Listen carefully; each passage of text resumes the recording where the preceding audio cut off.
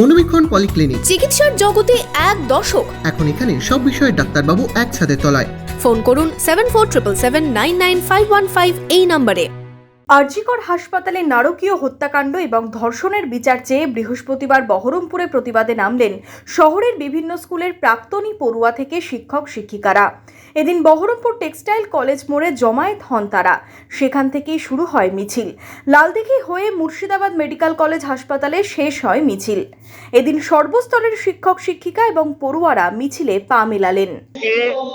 আমরা এই জেলার বিভিন্ন কলেজ শিক্ষা প্রতিষ্ঠান, স্কুল কলেজের প্রাক্তন ছাত্রছাত্রীরা, শিক্ষক শিক্ষিকারা রাস্তায় নেমেছি একটি মাত্র উদ্দেশ্য নিয়ে, সেটা আরজিকরের যে নারকীয় ঘটনা, যে মর্মান্তিক ঘটনা ঘটেছে, যা মানব সভ্যতার উপর একটা আঘাত।